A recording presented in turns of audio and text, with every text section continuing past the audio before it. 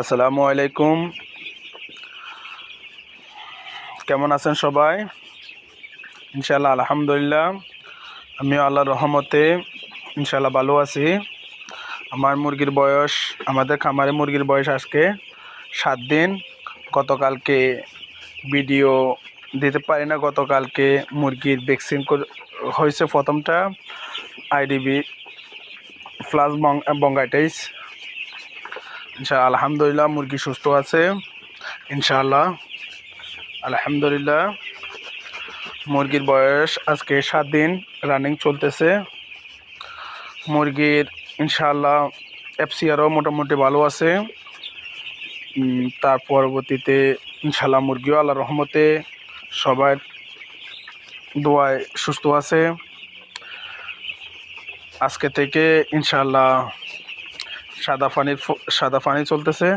কালকে থেকে ইনশাআল্লাহ অন্যান্য মেডিসিন ইউজ করা হবে। আগামীকালকে জায়গা বৃদ্ধি করা হবে। এর জন্য আজকে রেডি করে রাখছি। ইনশাআল্লাহ আল্লাহর রহমতে মুরগিগুলো আমার সুস্থ সবল আছে। সবাই দোয়া করবেন আমাদের জন্য, আমাদের খামারের জন্য। ইনশাআল্লাহ আল্লাহর রহমতে প্রতিদিন আপডেট দেওয়ার চেষ্টা করব। মুরগির বয়স আজকে 7 দিন। ইনশাআল্লাহ সবগুলো মোটামুটি ভালো আছে। দুই একটা মুরগি ওই পার কারণে আপনার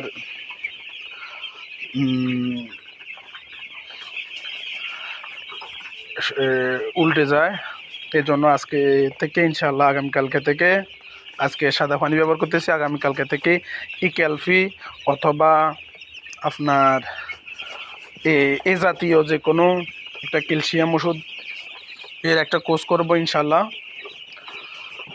আলহামদুলিল্লাহ মুরগি আল্লাহর রহমতে সুস্থ সবল আছে। আপনাদের দোয়ায় আল্লাহর রহমতে ইনশাআল্লাহ আমাদের মুরগির বয়স আজকে 7 দিন। ইনশাআল্লাহ আগামী বেশ জন্য বোর্ডিং ঘর রেডি চলতেছে। হয়তো ইনশাআল্লাহ আশা করি